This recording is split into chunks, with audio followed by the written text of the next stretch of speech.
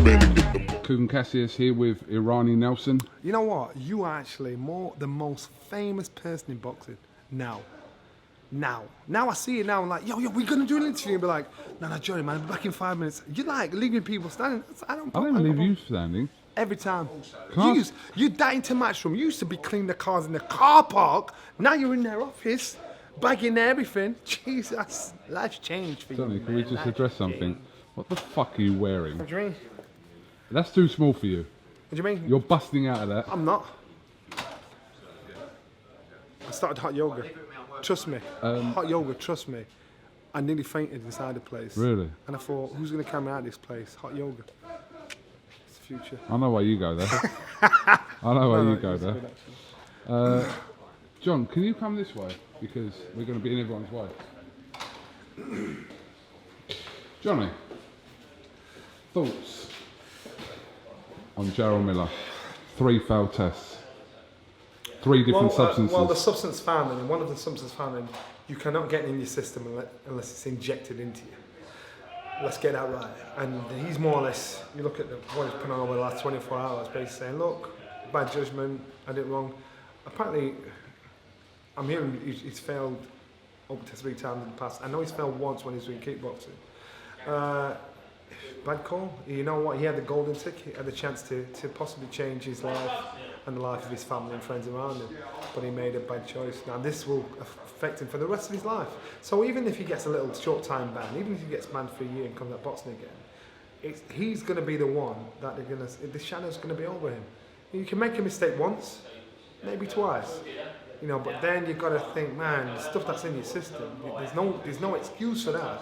You know, you can't get in your system by picking something off the shelf or something like that. So I just think it's stupid, just plain stupid. And he's actually, you know what? He's actually an alright guy. He's an alright guy. I was going to say that Gerald Miller is an alright guy. I mean, taking this out of the equation, he is. When we did the gloves off, which obviously won't be aired now, but that's all he kept banging on about to AJ, saying you're on gear. I'm thinking, I'm a bit critical, man. How can you think? And I saw something that Wilder said, which was whoever shouts the loudest is usually the weakest. And he was banging on about that constantly when we were doing the gloves off. And I thought, you're foolish. That's just, he's messed himself up. For AJ, I think the hard part is now he's got 5-6 weeks to the fight, to that day. He's still going to fight in America. The problem's going to be this: who he fights, because. In my opinion, if he fights Ortiz is high risk, low reward. You've got to train for this man. Your training camp's got to be about him. You can't take him in last minute because he'll turn you over. And so to me, he's the most dangerous out of the lot. And I rated Wilder for taking that fight against Ortiz. I thought, this man, you wouldn't have voted him out of the playing. But to take him at last minute's notice for a fight, I know AJ wants to do it. And I'm quite sure there's a round who want to do it. I would say, no, this is business, man. Don't do that. You don't need that guy. It's the likes of Michael Hunter around. Michael Hunter's 16-0, Californian. The Americans are familiar with him. That's a good one. He's a bit slippery. He's a bit awkward. Yes, it's not the level of opponent what they'd expect, but you've got to make the best of a bad job. Johnny, what did you make of Miller obviously putting that video out, which, in fairness, possibly had no choice but to kind of admit it and say, you know, he'd messed up and that. But I mean, is there any room there for people for forgiveness? You know, it's a difficult one because, you know, people kind of counter this with, you know, Lucas Brown and, you know, Dylan White. In our game, there's fighters in the past that have done this and gotten away with it. There's fighters in the past that have, by default, by mistake, had someone in the system and they've been busted. This guy has said, look, bad judgment, I slipped, I messed up. You know, he's going to be punished. He's lost a great opportunity, and so therefore, let him live with that. I mean, look, people are saying he should be banned from the sport. No, but you can't do that because there's fighters in the past. I mean, household names that have failed the drug test. You've got to be consistent with this shit. Yeah, that's what I'm saying. There's household names that have failed the drug test. So you've got to set precedent now. So yes, you know, it might tar his position, but I just think, say for instance, big cash at box debut price the other week, bitter. Everybody's saying he should be banned, but should be thrown out of the game. So why do you say that about Mike Tyson? You know what I mean? So you know, punishment is there. You're not taking away their living. Punishment's there, financial as well as career-wise.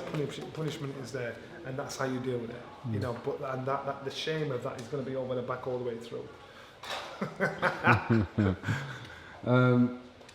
You're right. I mean, I just spoke to Eddie, and he's absolutely fuming. I think Eddie's right bang in the middle of this is his top fighter that he was going in the ring against. Obviously, his opinion about it, but is it? I used to listen, and again, you're going to get people saying Nelson's on the Hearn bandwagon, but there's the benefits and the downfalls of being a promoter. Now this is the downfall because Eddie Hearn is now in a position of having to try and promote a show where it's out of his hands, where a fighter has messed up. So he's thinking, I've got to scramble and get the best out there. The fans have already bought tickets, fight tickets to get out there. And now he's got to try and rectify and put plaster over this. Is there a difference between a fighter that fails a drug test that admits it or doesn't admit it? Is there? Do you look Remorse. at them differently? The ones that admit it obviously show remorse. But was Miller put in a position where he had to admit it? Initially, with 3 different substances? Initially, I gather it was denial from the first sample. Then eventually, okay, you know. So yeah, he had to admit it, but he didn't have to put the video out. He didn't have to do that, did he? Because he's still guilty.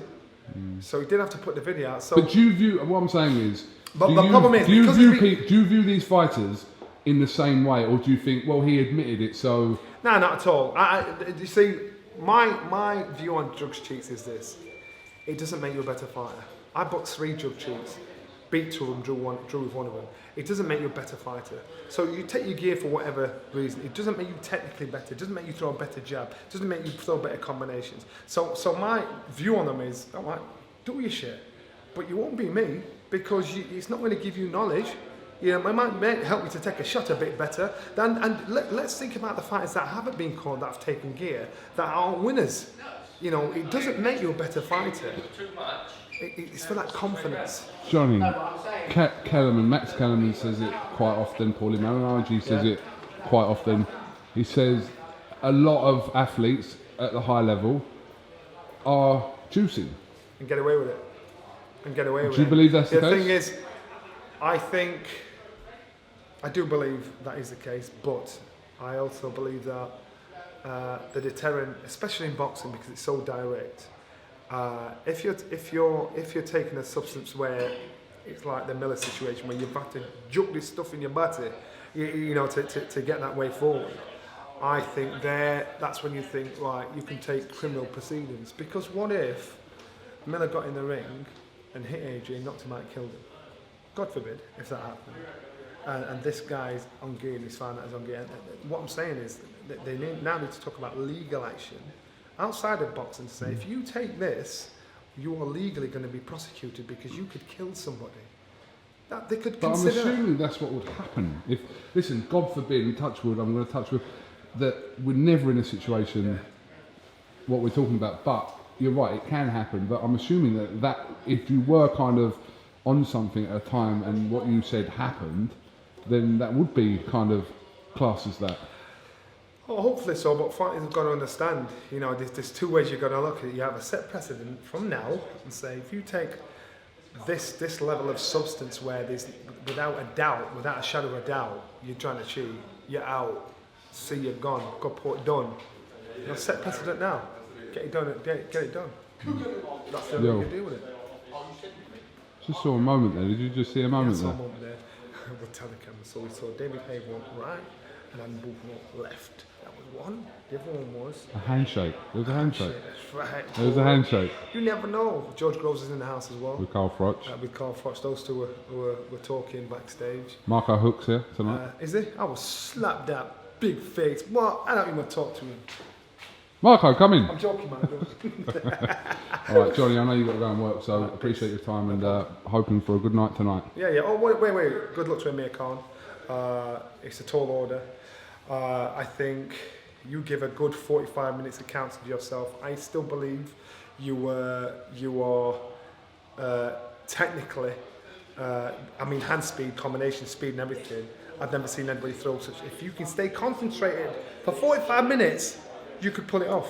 But I have a funny feeling it's going to be ahead on points and get broke up towards the end. But you look at every fight he's had and lost, Yeah, He's been behind on Canelo, points. he was up on the cards against Canelo. That's what I'm saying, and that's what I'm saying. You can't And out-box Garcia. You can't outbox this guy. It's about that lack of concentration, and people are writing him off and saying, "Johnny, you're mad. What are you talking about?" Tell me the fights that Amir Khan has lost has he been behind on points. But if he can concentrate for the whole duration of the fight, he can pull this off. So good luck to him. He's a Brit. No matter what you think of him, he's Absolutely. a Brit. So back the Brit every day of the week. Back the Brits. Johnny, thank you very much for talking to IFL TV.